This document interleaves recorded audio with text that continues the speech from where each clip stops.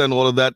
I remember standing outside yesterday, must have been about 11 o'clock or so, just standing outside this building here in Overport and just watching the trees move with the wind and thinking, oh my word, I haven't seen these trees bend over that much in a long time. And then hours later to find out devastation on the north coast in the area between Tongaat and Lemercy, the Desai Nagar area. You've got sea tides and surroundings just belted really with heavy rain. There was a tornado that caused incredible damage, was unbelievable. Looking at videos that were going viral on social media of sea tides combined school, just damage at the school. And we know that it's now that part of the year where kids are going through their mid-year tests and examinations and all of that. No need to wake up in the morning and find out that the school's just sustained tons and tons of damage. There's another school. Principal stepped up, and hats off to him and his team for just simply stepping up and saying, hello, how's it? We over here. We February 2nd, we're going to help. We want to help. And they just got the keys, open the gate, open the doors. Hello, come community, come. We're going to help you. Come. And it was brilliant to watch all of this taking place. I was added to a group last night on WhatsApp. I just added to this group right about 6 or 7 p.m., give or take, and there was about 200 people already in there. Within a matter of hours, that group had grown to just over 1,000 people within the group, and people from all over, organizations from all over, up to Johannesburg and more, coming through on that group and just saying, right, what do you need? When do you need? You need it now? Okay. We're leaving. We're on our way. You need this tomorrow morning? Fantastic. We're there. I mean, there were people that were coming through and saying, right, my business is trucking. I'm not going to do business tomorrow. You need to use my trucks? Done. You need to use my buckies? Done. You need water? Right, we're bringing so many thousand liters. You need blankets? Okay, tell us where. There were religious institutions that were opening up their doors after hours and saying to people, come over, we're cooking. We're cooking for you. Come, we know your kitchen's gone. You don't have anything left. Come over. Our stoves are on. We are cooking. Come and eat. You need to charge your phone? Fantastic. We've got plug points. Come charge your phones.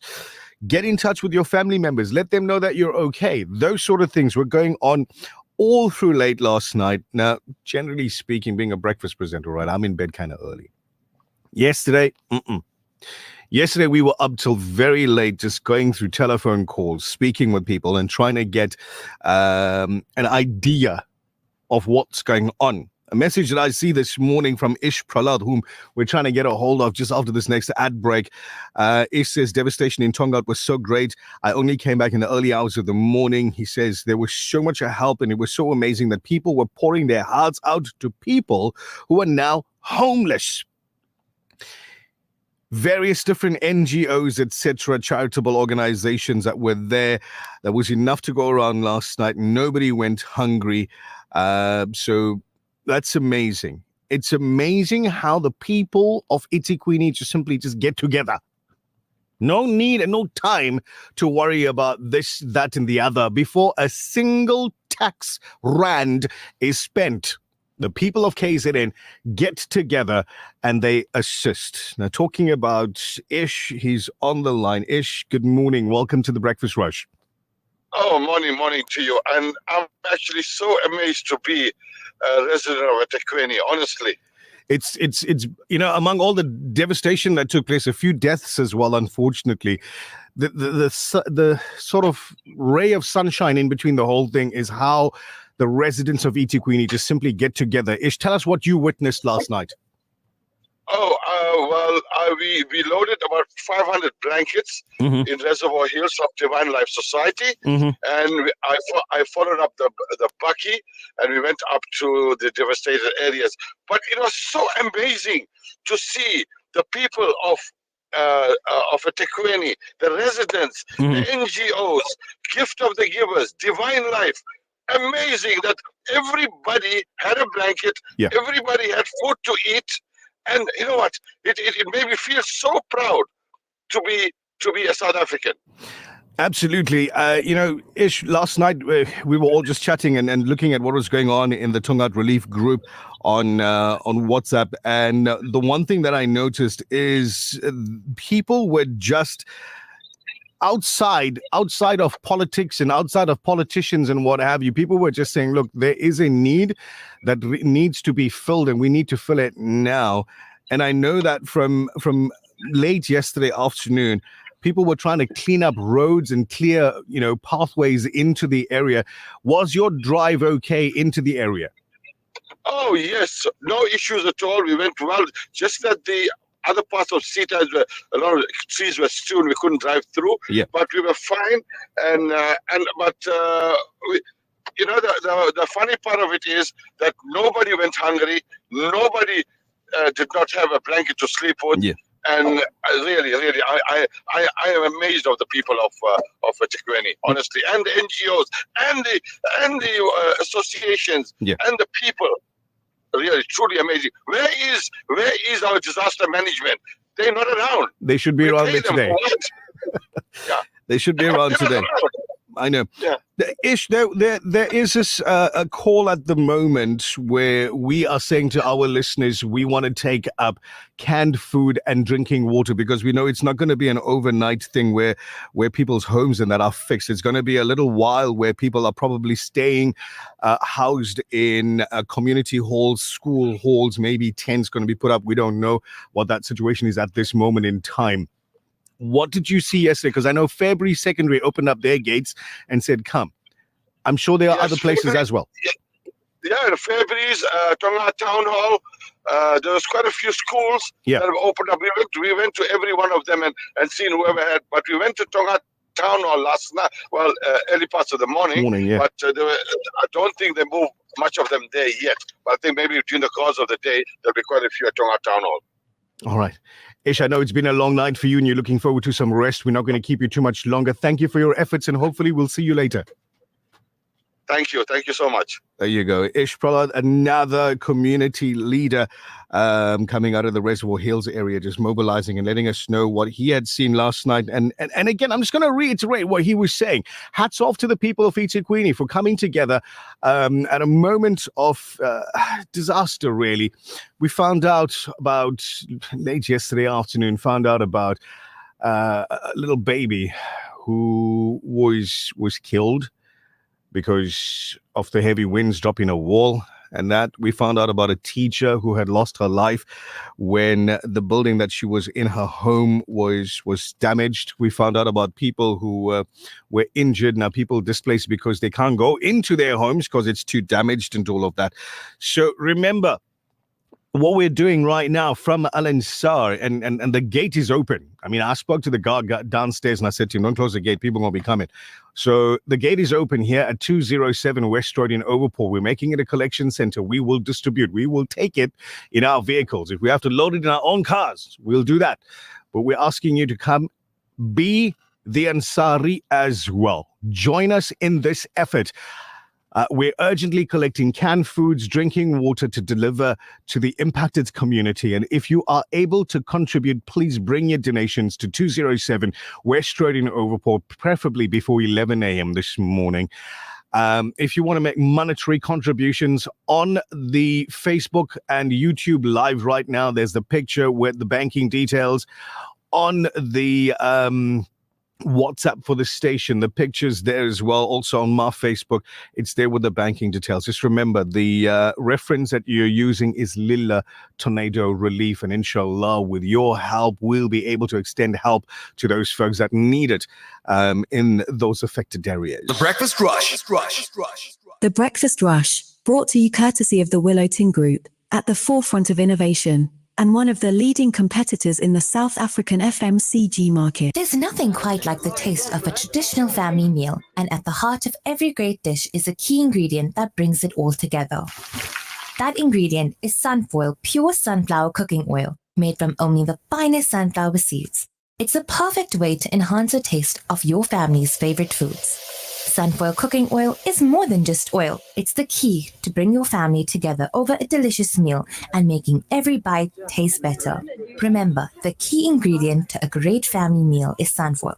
tradition just tastes better. Keeping our families healthy this winter can seem like a daunting task. Why not ask your pharmacist about the Lung Shield range? The Lung Shield range includes capsules that provide support for lung conditions, a syrup for your kids that boosts the immune system and promotes healthy lungs, and a one-of-a-kind effervescent that contains 13 essential ingredients to optimize immune function. Make your family's health your top priority this winter with the Lung Shield range, available from all leading pharmacies. Lung Shield, prescribed by doctors, recommended by pharmacists. Are you ready to share the blessings of Kurbani with those in need? Join SANZF Durban in spreading the spirit of sacrifice and generosity to disadvantaged communities across KZN. SANZF invites you to participate in our Kurbani project, where your contribution will make an impact. For just 2,500 Rand per animal or 850 Rand in Africa, you can sponsor Kurbani and bring joy to those less fortunate. Your sponsor Kurbani, visit our website at www.sanzaf.org.za or call SANZF on 031 309 6786. The Breakfast Rush, brought to you courtesy of the Willow Tin Group,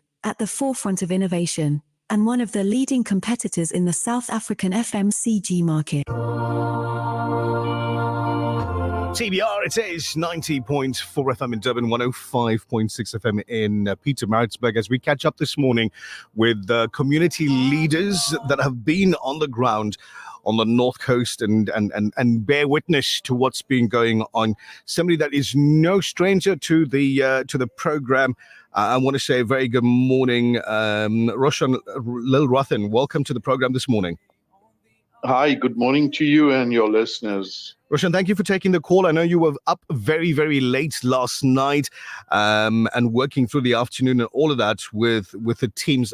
Please give our listeners an idea of what you witnessed. Well, it is one of sheer devastation. It's a human crisis that we're facing in the Tongaat and surrounding areas.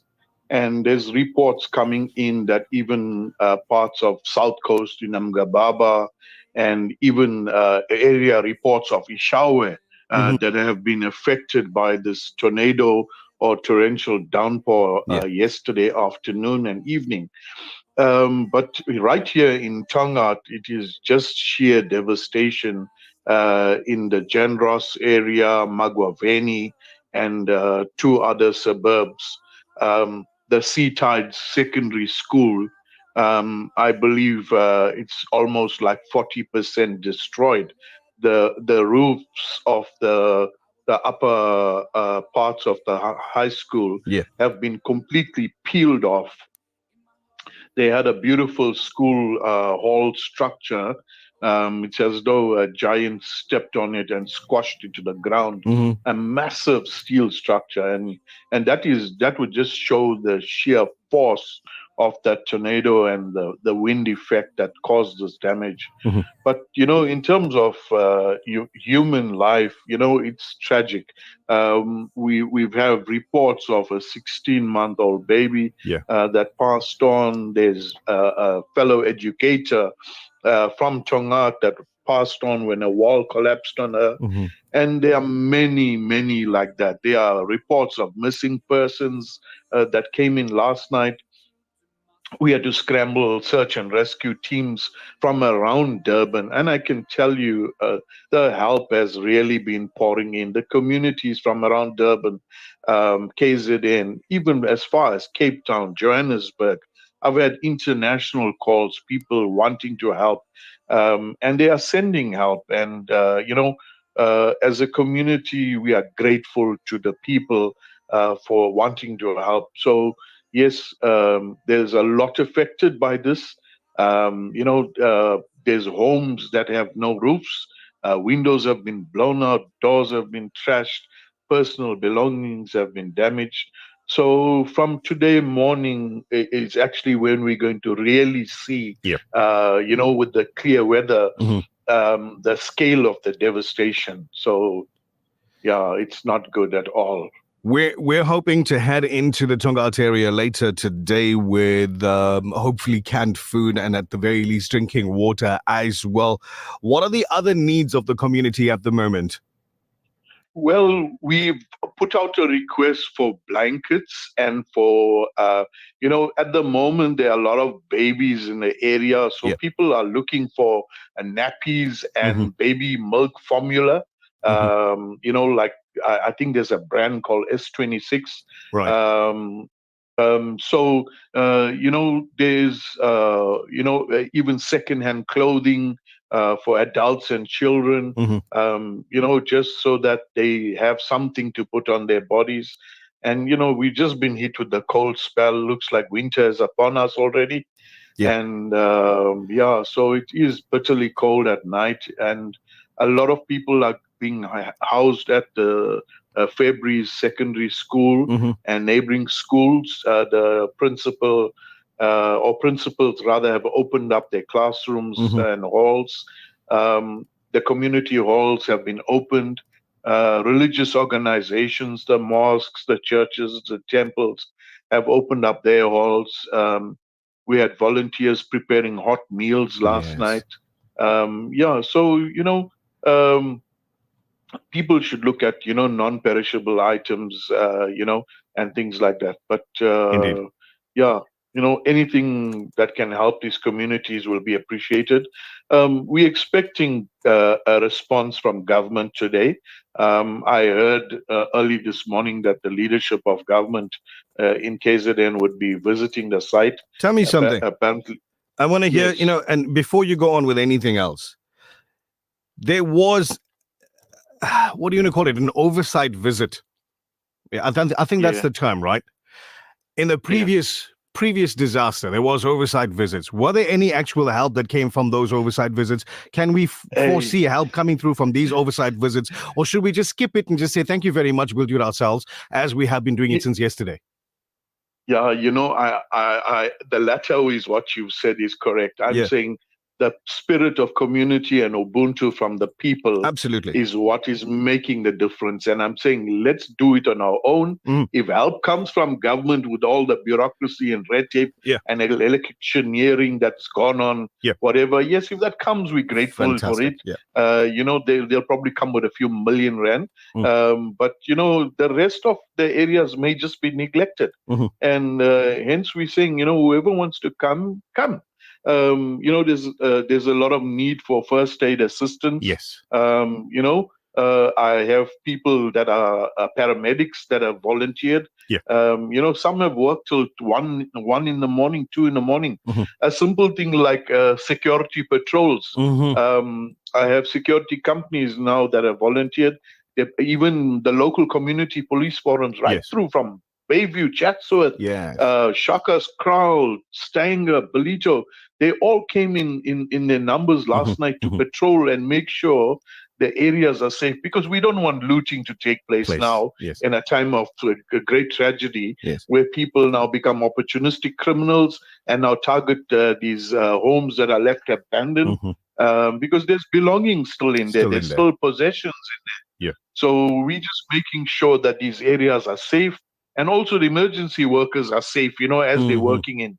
So we have teams, we have people that are coming in this morning, and obviously any more help would be welcomed. If people have chainsaws and brooms and rakes and spades, they want to come and help clear and open up roads in the suburbs, etc. They're welcome to come in and do that. So I even have people that are sponsoring trucks, these tipper trucks and whatever with payloaders to come load up the trash and things and debris, just to clear up and just open up the suburbs to get work to commence and to try and return life to normality for our communities down there. Just as a last question, last night temperatures around here, the Durban area, came down to around about 10 or 11 degrees. Pretty certain it was similar in that area. Did people cope? Did you hear anything about that? No, the human spirit is such, people, they went through the night and, we didn't leave them alone. We were around them. A little encouragement, a little good word to somebody, warms their heart. as such. And I think Absolutely. they are touched by the generosity of the people of South Africa and KwaZulu-Natal, Indeed. especially. That is really warmed them, Mm. that, there are people out there that care. And, that's that indomitable human spirit that gives people courage to keep on pushing on. Indeed. So, Indeed. Roshan, I want to thank you for your time this morning. And as I said to Ish earlier, hopefully we'll see you later in the area when Sure. we make our way down there. Take it easy. We'll catch up soon. Sure. Keep well. All right. Then. Thank you to you and your listeners. Always a pleasure. That was community leader and, friend to TBR Radio Al Ansar as well, Roshan Lilwathan, just giving us an idea of what he'd seen last night, what they achieved, what they managed to achieve as they went through the evening. So communities that are collecting items closer to the area, things like bread and that's going on.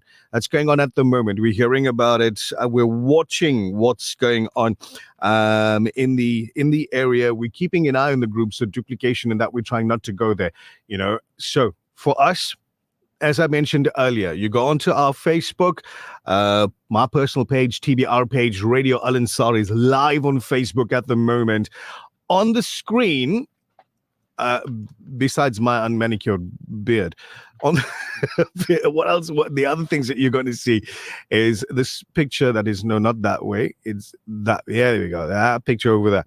So TBR, together with Al Ansar Outreach, Tongaat Tornado, urgent relief is sought in the area. We're urgently collecting canned foods.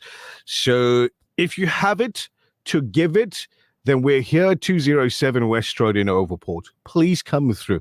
We're collecting canned food. We're collecting drinking water. So we had a chat with Brother Akhtar down at Quench, which is around the corner from us down here. Quench H2O, there that Rabubi's corner. Yeah. So I had a chat with him. He's discounted his prices. So if you want to buy water that we can take and go and give there, then pop in there because he's brought his prices down there.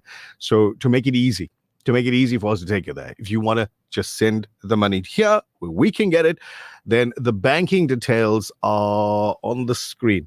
Just go there, look there. There you go. Banking details are on the screen. Remember, the reference is very important.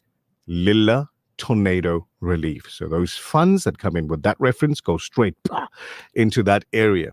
And your money's going where you want it to go. So go to our Facebook pages. Use these contact details. If you don't have Facebook, okay, cool. Go onto our WhatsApp. Check out the status picture that's on our WhatsApp. It's the same one. The details are there. We want to make the biggest difference possible to these people that need it now.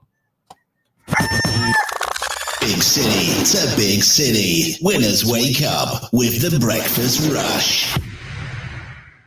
The Breakfast Rush, brought to you courtesy of the Willow Tin Group, at the forefront of innovation, and one of the leading competitors in the South African FMCG market. There's nothing quite like the taste of a traditional family meal, and at the heart of every great dish is a key ingredient that brings it all together. That ingredient is Sunfoil pure sunflower cooking oil, made from only the finest sunflower seeds. It's a perfect way to enhance the taste of your family's favorite foods.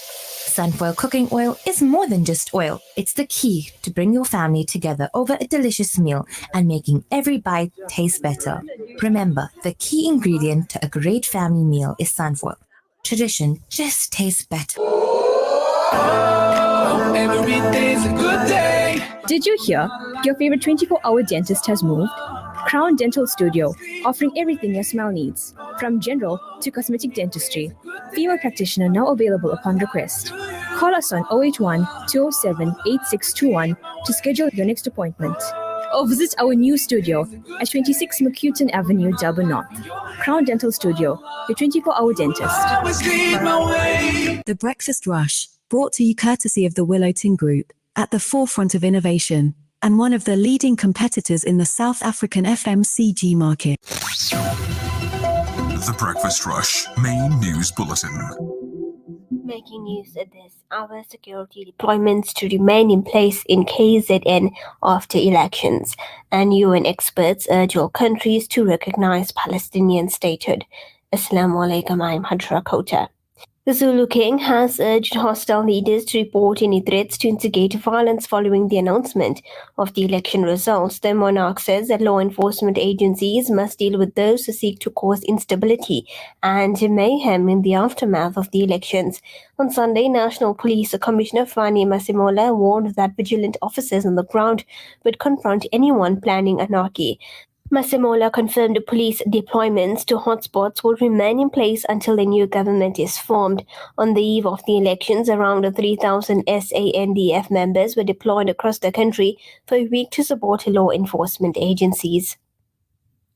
All eyes on the country's political parties as coalition talks get off the ground in earnest. The ANC failed to retain its 30-year majority in the national election, sliding to just 40% of the support. Provisionally, KZN is in a similar position. While the MK party has emerged as the victor in KZN, it did not get enough votes for an outright majority. The party, formed only some 6 months ago, secured a remarkable 45% of the provisional vote. The IFP secured the second most votes, the ANC to third place after being the leading party in KZN. One political analyst believes that a coalition between the MK and the ANC is likely for our province. Zakele Ndlovu says that the two parties have a few things in common, apart from being linked by former President Jacob Zuma. Ndlovu says that any agreement is likely to see the new KZN premier coming from MK. Meanwhile, condolences are still pouring in from political parties, the president, as well as non-governmental organizations for the victims of the Eastern Cape floods. 7 people have been killed and thousands stranded after heavy downpours battered the province. Humanitarian aid group Gift of the Givers is insisting those affected. Authorities in the Eastern Cape are on high alert and are providing the necessary assistance to the thousands of people affected by the inclement weather. Some people have been evacuated to community halls, but some were reluctant to leave their homes. Police in KZN are searching for 4 men after triple murder in Mzinto on the south coast. It's understood that a family was attacked in their rendezvous on Sunday after the assailants forced the door open and stormed in. 3 women were shot and killed while 2 others were wounded. The SAPS has appealed to anyone who might have information on the suspects to contact the nearest police. In the north of Durban, a case of murder is being investigated after a body was found in Verulam. And finally, a group of United Nations experts called yesterday for all countries to recognize a Palestinian state to ensure peace in the Middle East. The call came less than a week after Spain, Ireland, and Norway officially recognized a Palestinian state, prompting anger from Israel, which has found itself increasingly isolated after nearly 8 months of war in Gaza. The experts, including the UN Special Rapporteur on the human rights situation in the Palestinian territories, said that recognition of a Palestinian state was an important acknowledgement of the rights of the Palestinian people and their struggle towards freedom and independence. And now turning to the Islamic financial indicators, the Zakat Nisab is at 11,604 rands. Minimum Mer is at 575 rands. Mer Fatimi is at 29,000 rands and 4 rand 87 to 1 Saudi Riyal. A quick recap of your top stories at this hour. Security deployment to remain in place in KZN after elections. And UN experts urge all countries to recognize Palestinian statehood. And that's it for your news this hour. For Radio Al-Ansar, I'm Hajra Kota. Thank you very much, Hajra Kota. More news. Well, your news headlines coming up around about 7:30 this morning. It's your breakfast rush. I'm Nishal Sarwan, keeping you company on Radio Al-Ansar up until 8 every morning, Monday to Friday. We're together. I suppose now what you want to know is what's happening on the roads, eh? Let's go play in the traffic. Breakfast Rush Traffic. Superintendent Raouf, assalamu alaikum, welcome. Alaikum salam wa rahmatullahi ta'ala barakatuh. Thank you very much. Please, I'm appealing to you again. R102 Phoenix Highway, stay away from that area. That incident is still ongoing from this morning. They're still looking for people in the area, so stay away from there, please. The road is closed at the moment. You're going to be using an alternate route. Traffic is very, very congested on Phoenix Highway at the moment. People waking up late, not knowing what's happening. So if you're coming towards the Trade Center traffic lights, the R102 going on to the M41, That section of the road is closed, so stay away from it, please. You've got a stationary vehicle on the N3 eastbound, South New England Road, the left-hand lane is obstructed. There will be delays there. You've got another stationary vehicle on N3 eastbound, after Ashburton, left-hand lane is obstructed. Another stationary vehicle on the N3 westbound. Now this is as you go from Caterham onto the ramp, onto the N3, so you're going to find left-hand lane obstructed as well. So please be careful as you're traveling in that vicinity. Remember we spoke about earlier on the M4, you got a bank had collapsed on the M4 northbound, Northern Freeway. Also there's some rocks and stones on the road as you're approaching the Tongaat area. Just be careful and please, obviously from last night's storm, all this had occurred. So you're going to just be extra cautious as you're traveling in that vicinity. You're still moving traffic on the M13. Now the M13 was affected quite badly yesterday with a storm as well. A lot of debris and sand had washed onto the road as you're traveling up the M13 from Pinetown going towards 2. So just be careful, please. As you come around the bend going towards Everton Road, that area is still affected. The water is still coming down the embankment or down that mountain onto the roadway. So just be careful, please, as you're traveling there. You're still moving traffic on the M4 Northern Freeway from Tongaat to Durban North incoming. So please allow for extra traffic down. Southern Freeway is still moving as well, incoming to Durban, taking the Victoria Embankment off front. Coming out of Shawcross, going on Hunt Pittman Highway towards Wiltshire Road, still moving traffic in that vicinity. The M1 Higginson Highway is congested eastbound as you're coming towards the M2. And you're traveling on the M2 northbound between the M7 and Spaghetti Junction, still moving due to roadwork taking place. The M2 southbound, if you come past Gateway Complex, obviously there's roadworks. It becomes very narrow, starts to bottleneck as you go past the ramps. The traffic is still moving there as well. If you're traveling on the M2 southbound between Amgeni and Spaghetti Junction, there's roadworks taking place. Very slow moving traffic in that vicinity as well. The M13 is still moving eastbound as you're coming into Pinetown and from there into Westboro. If you're on the M7 westbound, traffic is slow moving going into Pinetown. So allow for extra traveling time, please. That's your second update. Superintendent Rauf, thank you very much for your time. We'll catch up with you in a bit on the show.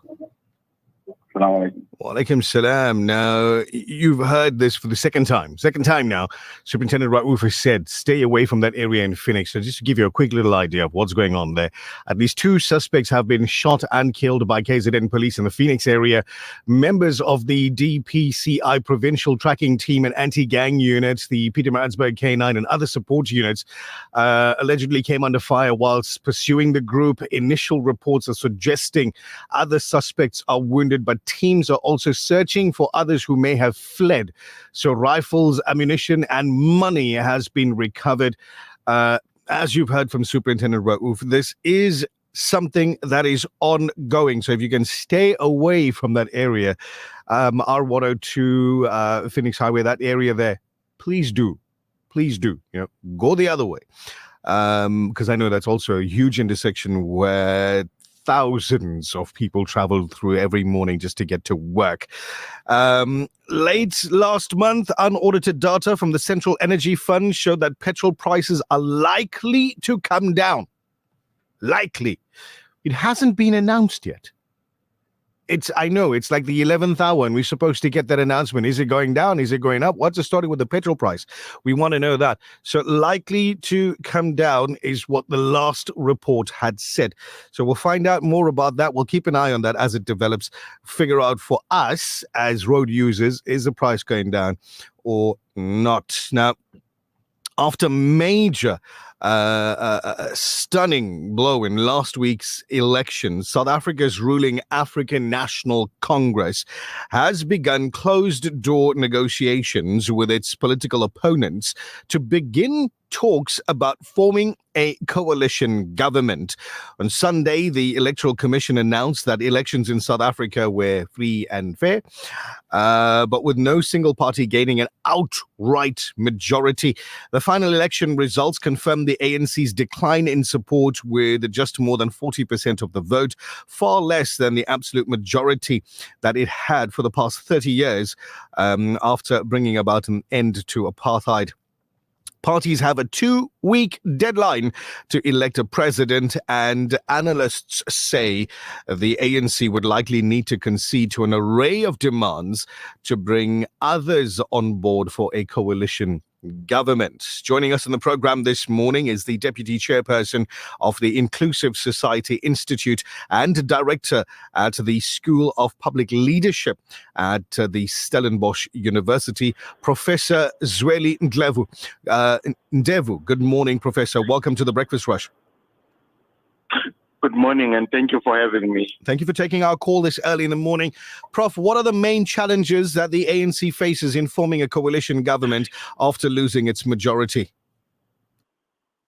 I think one of the biggest challenges that the ANC face is really to get partners that are like-minded, partners that would agree with the party's policy program, that would ensure stability, that would ensure continuity, that would ensure that the trajectory of economic growth continues. Now, given the history and ideological differences, how feasible is the coalition between the ANC and the DA? Look, anything is possible in politics. What might be a difficulty is that how does the policies that are different from the ANC's perspective and from the DA's perspective, how do they reconcile those two? If you take, for example, the issue of NHI, international policy, and so forth, they are poles apart, and they would have to discuss and reconcile those two. Indeed.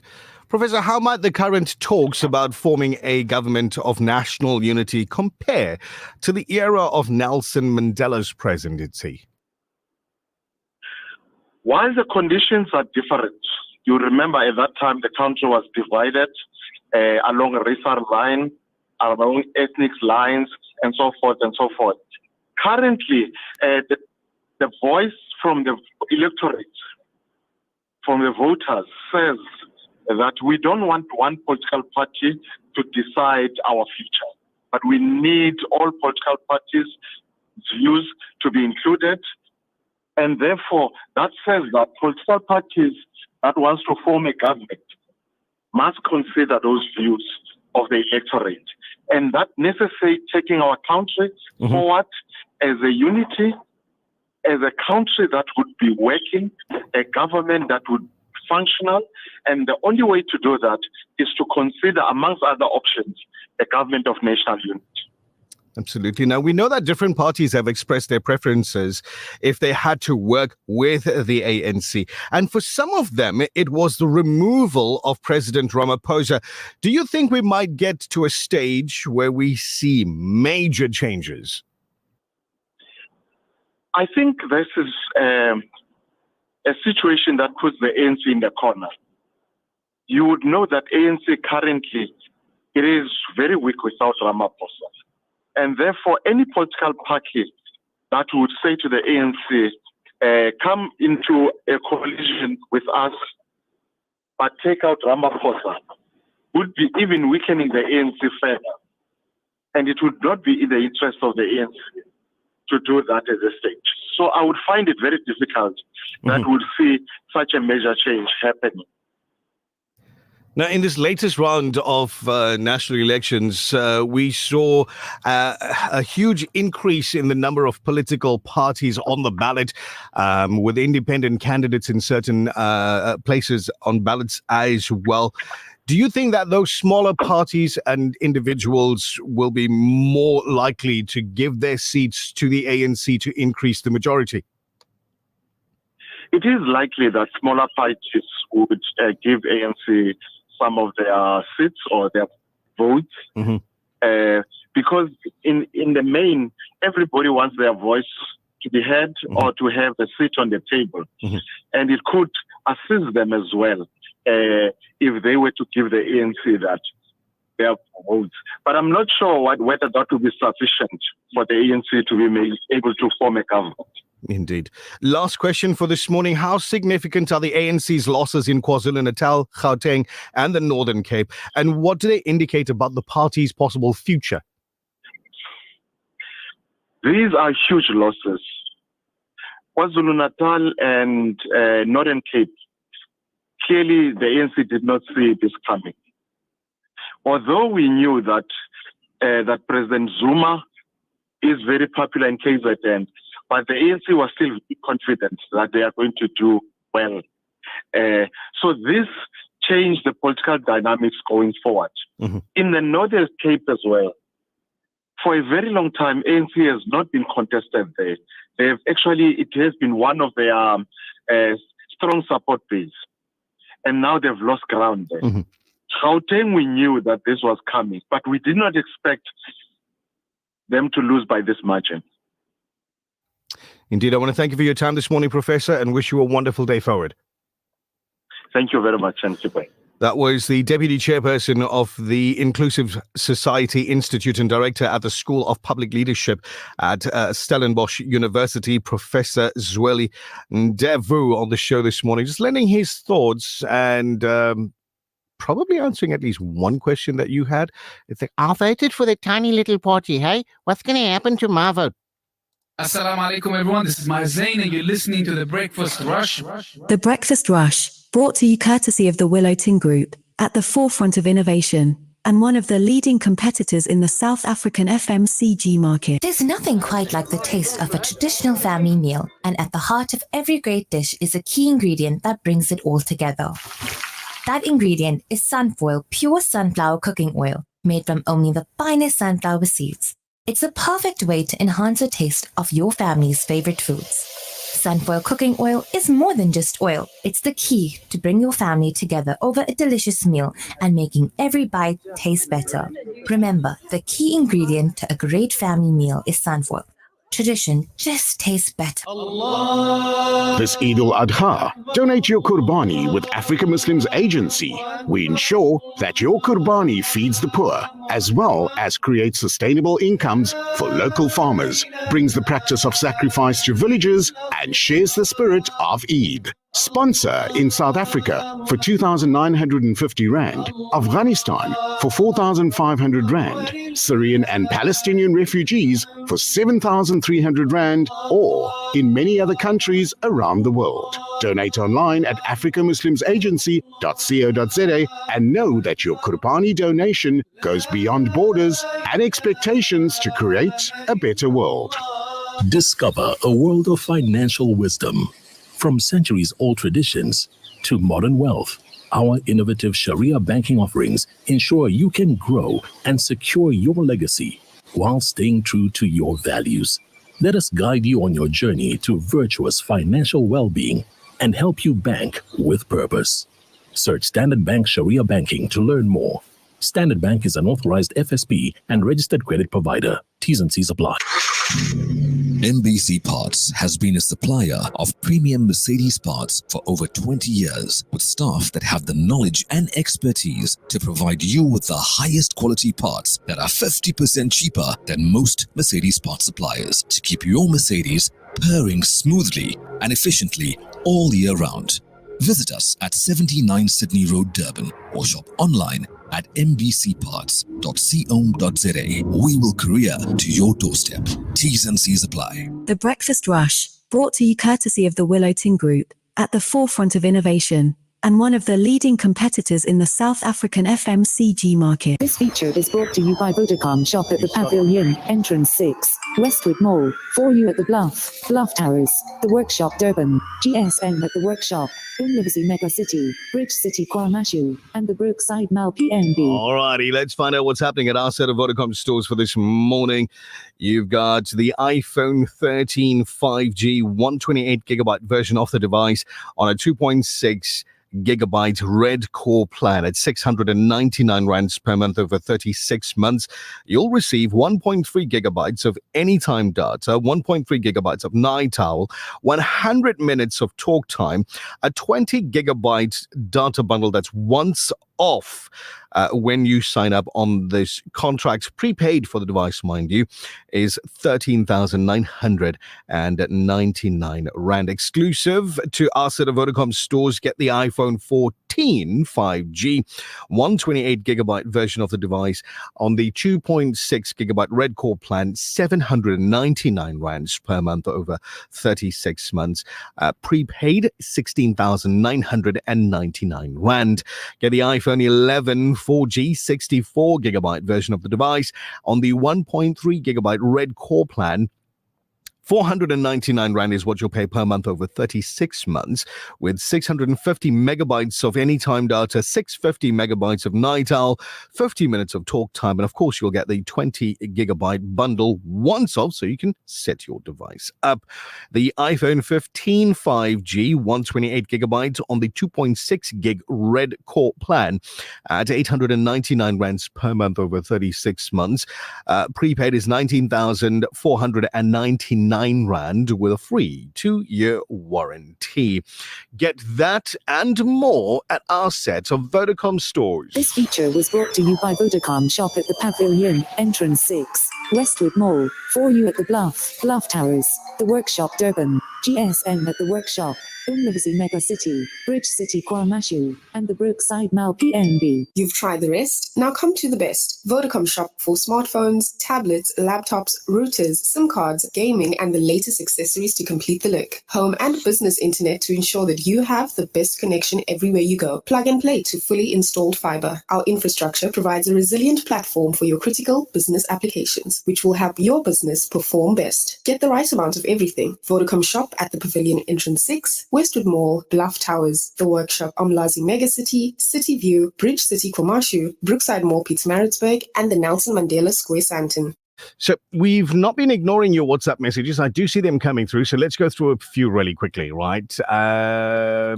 What's your name? Naeem sends through a video where he's stuck in a lot of traffic. Shame. Naeem, I hope you got a good sandwich.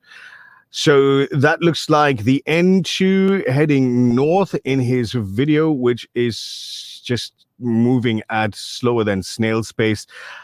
He says traffic's backed up towards Inanda Road. Accident between Bridge City and KwaMashu. Off-ramp towards Duff's Road on the N2. So traffic's backing up toward Inanda Road. It's very, very slow moving, according to what we're seeing on screen from your video. What is this voice note?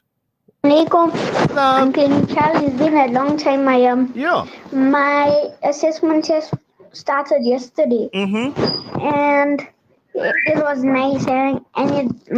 My first paper was a little confusing. The first paper was a little. But I did it. But it was a lot of fun. Yeah. He's got one more in here. What has he got to say?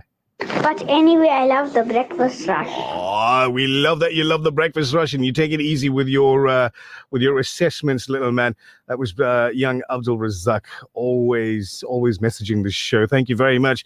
Salams Nish, Phoenix is crazy. Traffic right now, all roads are crazy. All roads moving very, very slowly. We've been telling you about the traffic situation in Phoenix since around about 6:30 this morning. All I'm going to say is if you're leaving home in Phoenix right now, take a few extra sandwiches. You're going to need it. Or maybe just chill where you are for at least another 20 minutes before you leave to join the traffic on the roads. Assalamu alaikum from Shaida and Shabir Ali. Ameen to all of your du'as as well. Thanks to each and every one that assisted in my hometown, Fozi Pietermaritzburg at the moment.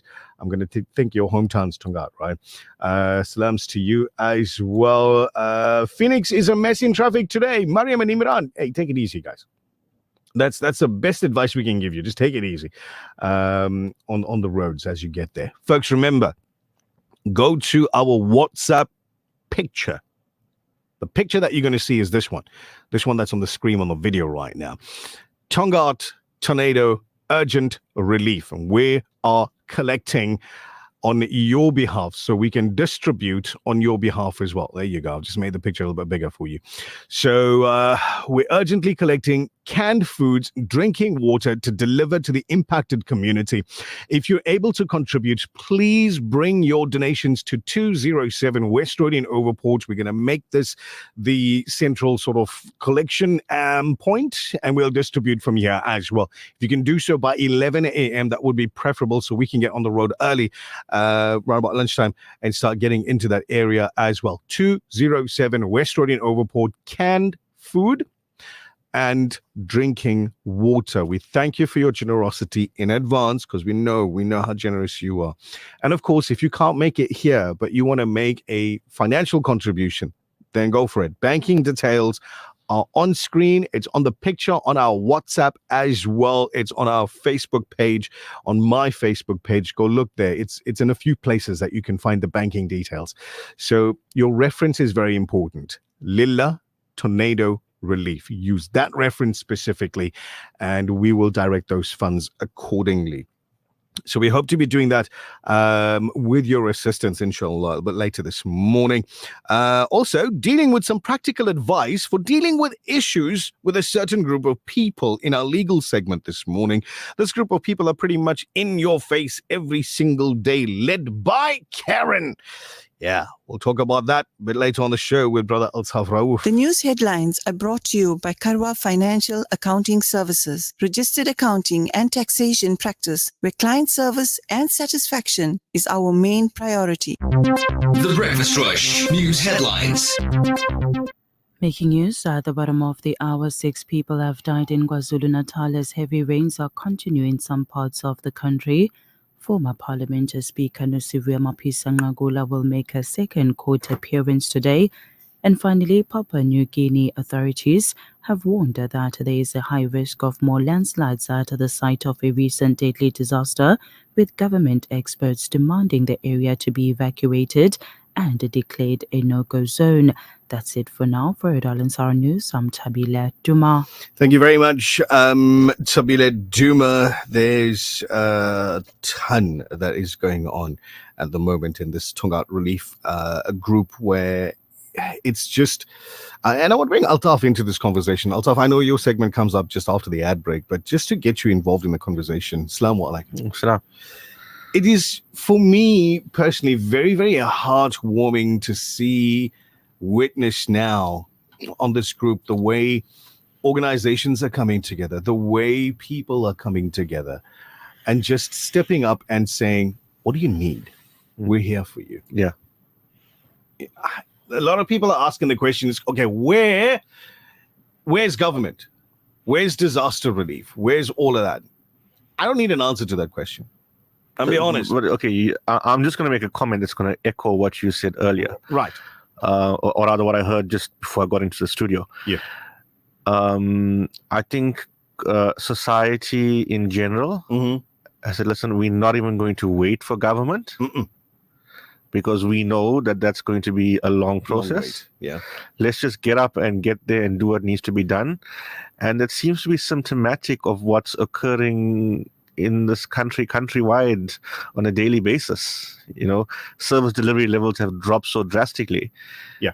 And society, we need to do it for ourselves or it's not going to get done.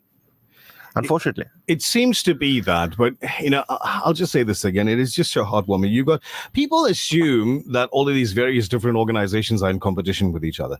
It is completely the opposite.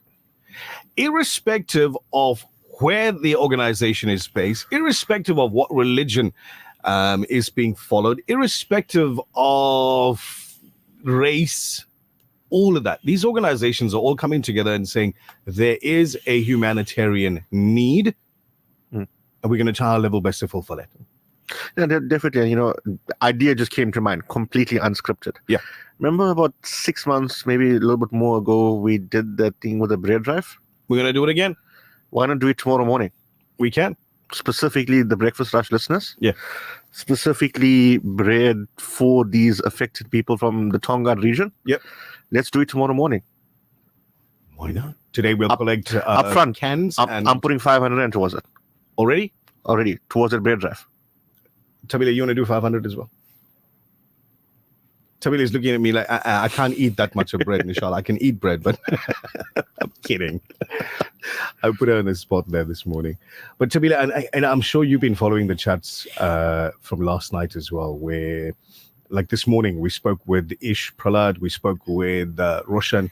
Those are two of the gentlemen from the various different organizations that we're seeing, on the area, on the ground in Tongaat at the moment. And they just highlighted for us the plight of the people that are there. We're seeing pictures coming through from Tongaat video and that. Videos, they are just heartbreaking. The videos are heartbreaking. I can't, like, every time when something bad is, I cannot bring myself to watch like a full video. Yeah, so we don't send it to her. I cannot, like, seriously, I cannot. But it's just heartwarming for people to put aside their financial problems and say, okay, let's rally. Someone needs it more. I'm okay at this moment. We'll see as time goes on. Indeed. We'll talk more about that in a second. The news headlines are brought to you by Karwa Financial Accounting Services, registered accounting and taxation practice, where client service and satisfaction is our main priority. Breakfast Rush Traffic. Superintendent Breakfast, Assalamu alaikum. Welcome back. I think we made him wait too long. I forgot he was there. And then he was like, you guys, I'm busy. What's going on with you? I'm on the road now. Okay, so various different collection points for things that are going on right now. Why does South Africa sound like American news? This week, a person gets killed for holding a Palestinian flag, and then tornado happening. It's not normal for us in South Africa. Do you remember growing up hearing about tornadoes and that? We heard about it, just not here. Yeah, no. I mean, like hearing about it here in South Africa. No, not in South Africa. I don't either. Over the past couple of years, I mean, now inclement weather has just been on the uptick. I mean, more and more and more. I mean, 2022, we had those massive floods, and it's just ongoing. Like, it's like every couple of months we have this rainstorm that comes and causes massive damage. Yeah. Climate change, man. When we started hearing about climate change not so long ago, we thought these people are talking nonsense, what have you, but we're witnessing it. We are. Superintendent Raouf, Ma for making you wait that long, but welcome back. I just had to wipe my ears. I was sweating, Stop. Listen, there are some of us that exist in this world that think in pictures. You were burning my ears, right? You had to, okay, go on. Fine. Okay. What's happening on the roads? What are the roads clearing up? It was still raining this morning in the upper highway area from Sierra going west towards Moira area. It has stopped now, but the roads are still wet, so just be careful, please. We had quite a bit of mist and fog in the morning in the northern parts of Durban, especially where the storm hit last night. Starting to settle down again now, so it's starting to get much clearer now as you're driving. So just please be careful if you are going to be driving. The Watson Highway, lots of trees have been uprooted in that vicinity with yesterday's tornado. Also, the M4, there's some sand on the road and bricks and whatever so just be careful of that, please. You still have moving traffic on the M7, westbound going towards Pinetown. Also, the M13 coming into the Westville area going towards 40 cutting, and from there into Sherwood, slow moving as well. The Southern Freeway is still slow moving as you come into Durban, allow for extra traveling time, and the Northern Freeway as well, slow moving as you take in the M41 ramp going towards Gateway. Now, the incident of the R102 Phoenix Highway is still there. It's going to be there for a while, so please stay away from the area. It's your final update. Superintendent Raouf, do you know what is cloud seeding? Yeah, that's when you make your own clouds. No, not really. It's not when you make your own clouds. It's. Yeah, that's what it is. Is it? Yeah. Okay, tell me about it. Because there's a brother Altaf. That they start blowing up things in the air. Yeah. And it starts to get together and it starts collecting and it starts to make rain. Okay, so cloud seeding is undertaken by dispersing substances into the air that serve as cloud condensation or ice nuclei. Correct. Right. Are we doing that here in South Africa? No, this here in South Africa is we're getting punished for all the wrong. You think so? Yes, this is going to do with cloud seeding and change of environment and all that. This is all wrong with being punished. So just coincidence that this took place straight after the election. Just a coincidence that this took place after the election where the IEC says free and fair. True, I won't comment. Coincidence. Anyway, thank you very much for your time this morning, Soup. We'll catch up with you tomorrow morning, inshallah. Assalamu alaikum. Wa alaikum salam. So an aircraft injects silver iode or other substances into the atmosphere. The chemicals mimic the particles that serve as surfaces for condensation. That creates water droplets. And once the condensation creates water droplets that are large enough, the rain will come down. That, according to Google. Altaf sends me a message, another brother Altaf, right? Not that one you're seeing on the screen now. He says, not climate change, cloud seeding. Google it. It's used to cripple economies. The thing is, we don't get rain. Is that you? No, not me. No, yeah, exactly, right? So because I'm thinking he's sitting right here. We don't see rain that often. This is why I always thought we didn't do it in South Africa, because we don't see rain that often. As far as I know, we're not doing it in South Africa. Yeah. Anyway, so it would be very, very helpful for like agriculture, for the various different farms and all of that. So Alia, thank you for sending us our banking details. I'm going to ask Alia to please send those banking details to everybody else as well. But on top of it all, Alia, I want to say Jazakallah khair. Blessings to you for your donation as well. We do appreciate you doing that. So, folks, again, Al-Ansar, do you know what it means? Al-Ansar, the helpers. The helpers. And we can only be the helpers with your blessings, your help, your du'as. We can only do that then. So you'll be an Ansari with us at Al-Ansar and get involved. We're taking those donations. If you have it, canned foods, bring it to us, 207 West Road in Overport. Drinking water, bring it to us at 207 West Road in Overport. We'll put it into a vehicle. Even if it means us using our personal vehicles. There's too much to go on the truck, right? We'll do that as well. And we'll take it to Tongaat. That is our intention. And if for whatever reason you can't be here, you can't bring it here, maybe you got to go to work, whatever the case may be, then go to our Facebook page. The banking details are right there. You can make a monetary contribution like Alia has as well. Make a monetary contribution. The reference has got to be Lilla Tornado Relief so that we can direct those funds immediately there. If you're watching the video, the banking details are on the screen right now. If you don't have access to Facebook, then head off to our WhatsApp. Look at our WhatsApp picture, the display picture. It's there as well. This is the place where it gets a little crowded sometimes, but we manage. The Breakfast Rush. The Breakfast Rush, brought to you courtesy of the Willow Tin Group, at the forefront of innovation and one of the leading competitors in the South African FMCG market. There's nothing quite like the taste of a traditional family meal, and at the heart of every great dish is a key ingredient that brings it all together. That ingredient is Sunfoil pure sunflower cooking oil, made from only the finest sunflower seeds. It's the perfect way to enhance the taste of your family's favorite foods. Sunfoil cooking oil is more than just oil. It's the key to bring your family together over a delicious meal and making every bite taste better. Remember, the key ingredient to a great family meal is Sunfoil.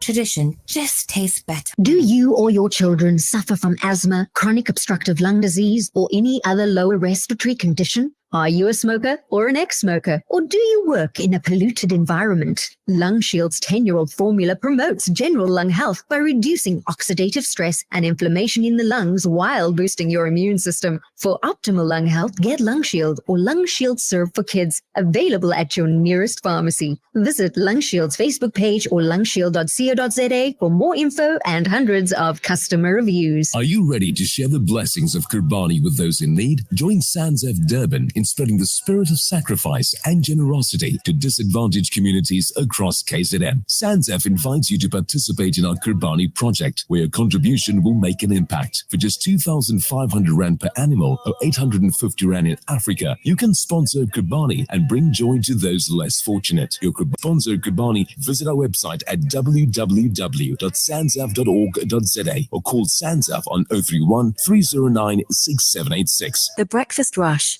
brought to you courtesy of the Willow Tin Group, at the forefront of innovation and one of the leading competitors in the South African FMCG market.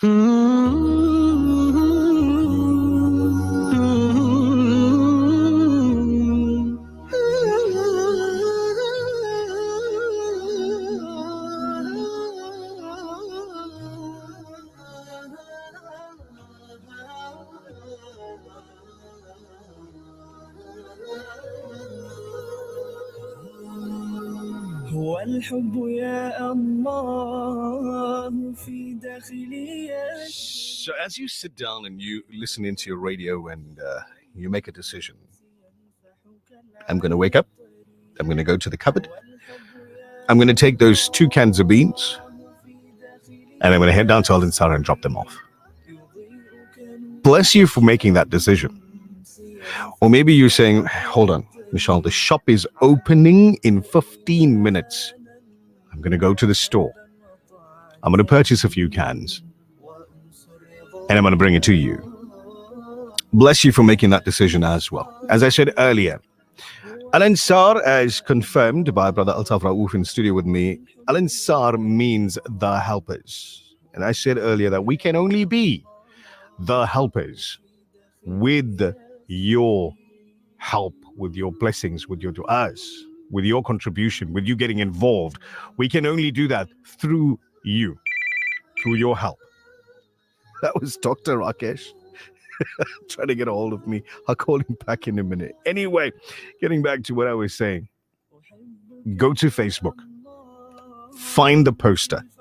It's up there. It's on my personal Facebook page. It's on the Breakfast Rush Facebook page, where you can get banking details from there. You can get information on what we're trying to do. Canned foods, drinking water. There are blankets here as well that's folded and kept that we're going to be loading up and taking with us as well. We're not asking you for blankets. We're asking you for canned foods and drinking water to take to these people that need it right now. Saw pictures of houses, roof gone, doesn't exist anymore. Babies don't have nappies. Why? Damaged, wet with all the rain. There's no food in the cupboard because the cupboard doesn't exist anymore. If the fridge survived, there's no electricity to keep it on. In a nutshell, beds, mattresses, people are still paying them off at the furniture store, but sorry, not happening. Damaged. School, at least one school that we know of, sustained a huge amount of damage. And we'll be getting in contact with that school as well, just to figure out, get an assessment of need done there as well. Thank you so much to all of you folks that are sending through pictures of donations that you've made. You're sending through proof of payments. Bless you for your efforts. It is heartwarming. Altaf, over the years, too many, I'm here 11 years now. Too many people have asked me over the years, how come you're there for so long? This is why. This is why. I've been involved with TBR for the past just over 2 years now. Yeah. And I can tell you honestly, whenever we've put out a call for donations of whatever nature, I remember the last time we did that bread drive one. Yeah. When we sat and we tallied what the pledges were and what the donations were. And the amount of generosity shown by people in that, what was it, an hour and a half of the show? Yep. It was astounding. 5 zeros, I think it was. 4 zeros, 5 zeros. I can't remember, but Yeah. I remember, I think we funded the bread drive for the next couple of months. It was. Comfortably. Good 6 months, yeah.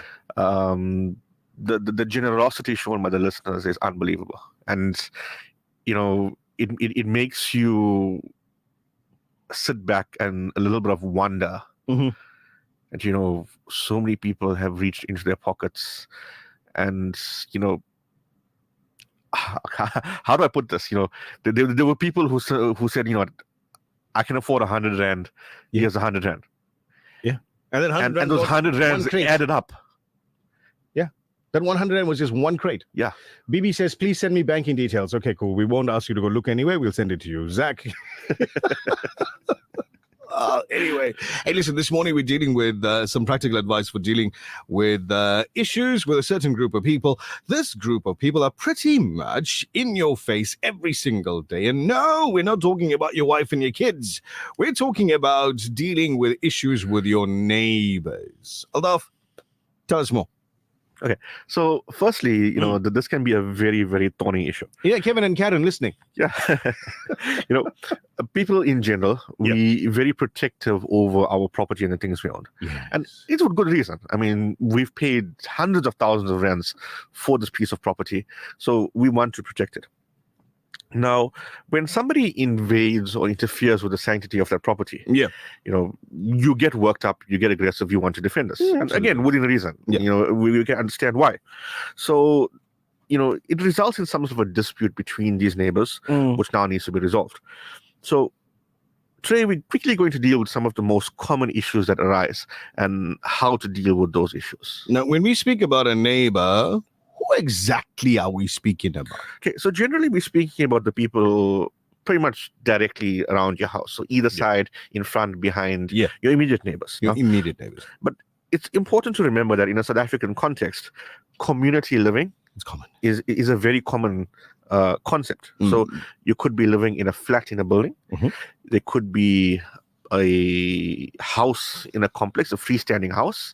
Then you also get those complexes that have sort of, like those 6-unit flats. Like duplexes and stuff of that nature. So you have higher density living, where there's more people living in a smaller area.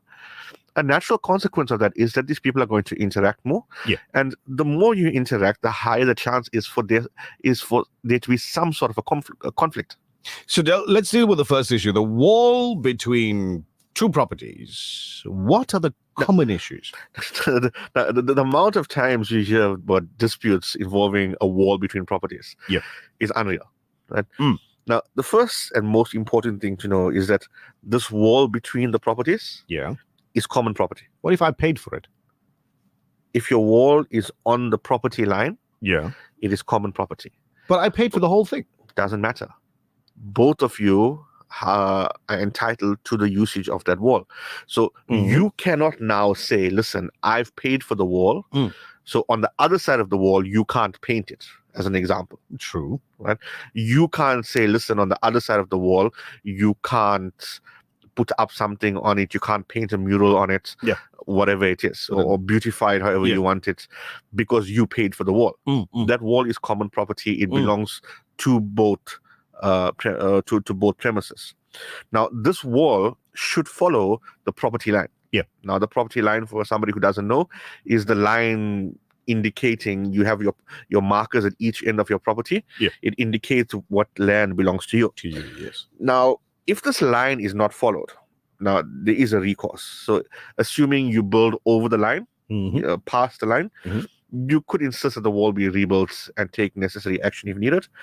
Now, there also is a very interesting thing that, let's say you build into your neighbor's property, the wall sits there for 30 years. Your neighbor doesn't 30 years. The neighbor doesn't challenge it, doesn't speak to you about it, whatever it is. It's 1 meter into your neighbor's property. Now, it's been there for 30 years. Now, you have something called acquisitive prescription that takes place. What's that? Okay, so in essence, another person has exercised control over your land for a period of 30 years or more. This person can now actually claim ownership of that land. So be very careful about your wall and your property line and all of that. Wait. I just went, my whole brain just went the other way. Leave the wall alone. What if somebody's built a shack on your land and you couldn't get them off for the last 30 years? Well, that would be a different scenario because you've challenged and you've attempted to exercise. Well, I'm now assuming that you've done that. Instituted eviction proceedings or whatever it is. Right. A coercive prescription wouldn't run in that scenario because you're challenging it. Oh, good. But where this person freely, unchallenged for a period of 30 years, uses that land as they wish, you have acquisitive prescription taking place. That's what happened. Yeah. Okay, we're not going to talk about that because it's a story for another day. What is the concept of a servitude? Okay, now this is another thing that happens very often with neighbors. It's most commonly found in semi-urban or rural areas. This is now going out towards farmland, etc. Now, it's essentially a right to make use of the land belonging to another person. The most common example of this would be where you have a piece of property and there's no direct road access and there's other properties around it. There can be a servitude over one of those pieces of land where you have the right to cross that piece of land to access your property. That's sort of the landlocked property. Aha. What can you tell us about issues with regard to trees? Okay, so this is trees and vegetation, right?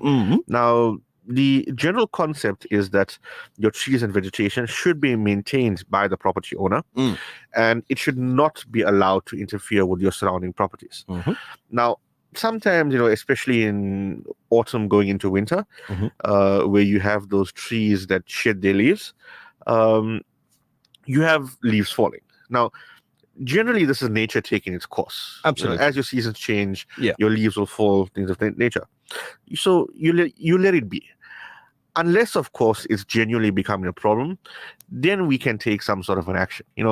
If a couple of leaves come onto your property, it's one of those things. Yeah. But where a tree is like shedding and kilos of leaves are falling onto onto your roof, it's a completely different story. Right. Now, a very thorny, perhaps a bit of a pun over here. You can't cut your neighbor's vegetation back. I've heard of scenarios in his yard. I've heard of these scenarios where you've got those long clippers and all that, and you stand over your fence and you're cutting your neighbor's vegetation on it. You're not allowed to do that. What are you allowed to do? Now, once it crosses the boundary line and is now overhanging your property, at that point, you're entitled to trim it up to the boundary line. Okay. So you can't go further back you up to the actual tree. So you can itself. trim what's in your yard. Yeah, what's hanging in your yard. Okay. And another principle is that this is is very common in the Musgrave Essenwood area. Yeah. Your tree roots spreading out shouldn't invade your property. Yeah. If they are invading your property and causing damage, they need to be dealt with. It needs to be dealt with. Yeah. Okay, really quickly, because we're running out of time. What about loud noises and music? Okay, so again, we need to understand we don't live in isolation. In general, you shouldn't disturb your neighbors. However, there's also a principle that should be allowed to make full use of property and full enjoyment of your property. Now, generally, you should tolerate a person making some level of noise. You can't expect pure silence. Absolutely not. Especially, where families got small kids. Yeah. Those kids are going to play. They are going to make noise. You've got to tolerate it. Now, what happens, let's take yesterday's weather incident into consideration as well, right? What happens with rainwater? Okay, whether it's light or severe, another story, but what happens with that? Okay, very quickly. Every property needs to have a proper drainage system. This is either goes into the rainwater system, alternatively into soak pits on the property. Now, this is not always enough, especially where you have large gardens and stuff. Now, there's a principle of law that a lower laying property needs to accept the water flow from a higher laying property. But this doesn't mean that your water from the higher property should be completely channeled to go into a certain lower level property. That's just asking for problems. So last question for now. If you've got an issue with a neighbor, what sort of resolution processes are there? So I always maintain this. Your first option should be to talk and have a discussion. Yes. And see if you can reach a solution. If you can't, your second option would be to involve the municipal authorities. Municipality has jurisdiction over many things that result in a conflict between neighbors, and they can do the necessary. Your third option would be to make use of an attorney. See an attorney, send a letter of demand, institute some sort of a legal action. Now, if you fall within a community scheme, body corporate, etc., which is generally a flat or complex, you can refer the matter to something called CSOS, the Community Schemes Ombud, and the matter can be adjudicated by CSOS, and it's relatively cheap and quick, and the matter can be dealt with there. So rock, paper, scissors is not going to work? Unlikely. Unless you're throwing them. Altaf, as always, thank you for your time, and thank you for bringing this information to us. Let's do this really quickly. If somebody wants to talk to you further, ask more questions, how do they get a hold of you? Yeah, you can drop me an email. Email address is altaaf@raooflaw.co.za. Yeah, I'll give it to you again. altaaf@raooflaw.co.za. You can drop me an email. Might take a day or two, but I will respond to you. Absolutely. There you go. Altaf, again, thank you very much for your time. Pleasure as always. Now, before I go, I just want to say to all of you that have sent through your donations, your contributions, your assistance to us for the Tongaat tornado urgent relief. If you've already sent it through, Jazakallah khair, blessings to you. To those of you that are heading out now because stores are opening and you're going to go do some shopping and you're going to come and drop off some canned food and some bottled water, fantastic. Thank you very much. Looking forward to seeing you. I'm going to be downstairs in the parking area for a little while, so looking forward to seeing you come in. Got a message now that says, Assalamu alaikum. I'm prepared to use my bucky as well to help with water distribution, blanket, food, whatever the case may be, to help the folks in Tongaat. This is Quench H2O, who say they've dropped their price on their 5 liters if you're bringing it to donate. Go for it.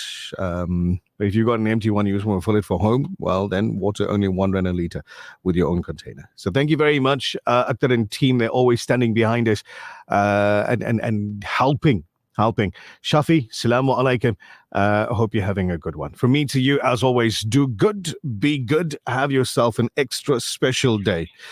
New stuff from Johannesburg. Lots of difficulties to negotiate.